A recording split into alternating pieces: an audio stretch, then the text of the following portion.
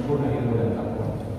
Nah, Imam Tobari itu ketika menjelaskan ciri-ciri orang beragama itu menyebut 5 hal. Saya lalu membahasakannya dengan 5 hal yang bisa memuliakan kita kalau kita kuasai dengan baik.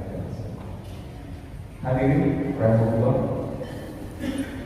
kalau kita lihat fenomena demonstrasi besar-besaran yang melanda Itali karena mereka memprotes pemerintahannya yang lebih membela Israel daripada kepentingan Palestina di sidang PBB, itu fenomena yang menjelaskan kepada kita bahwa tidak bisa dibendung bahwa manusia itu merindukan kebenaran. Begitu kebenaran bisa mereka baca melalui bahwasanya informasi yang tidak bisa dibendung oleh cepat melalui media sosial.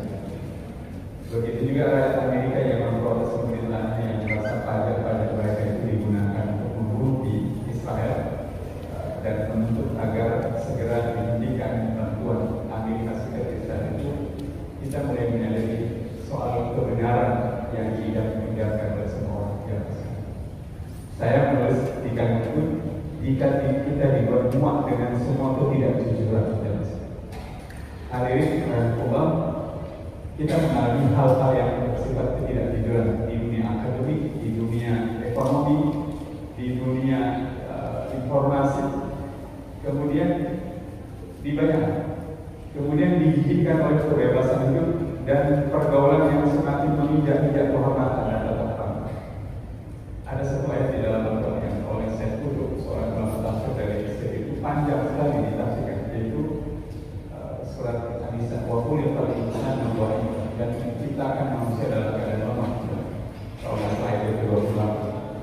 Tapi eksplorasi beliau secara sosiologis dan historis menjelaskan kenapa negara-negara Eropa di awal-awal abad ke-20 ini, terutama Prancis, kesulitan sekali mencari laki-laki yang bisa ditugaskan dan ikut menjadi tentara dan mengikuti wajib militer. Karena kata itu setelah menjelaskan datanya panjang lebar, karena anak-anak muda mereka sudah terjebak dalam kebebasan kehidupan seksual yang melemahkan tidak hanya jiwa, bahkan fisik mereka terlemah tidak karu-karuan. Kemudian saya juga menulis di situ, digerakkan oleh kezaliman kekuasaan yang menjahati kita secara kejam.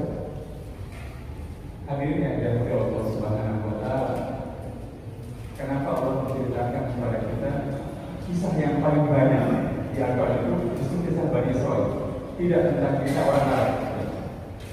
Karena Bani Israil itu adalah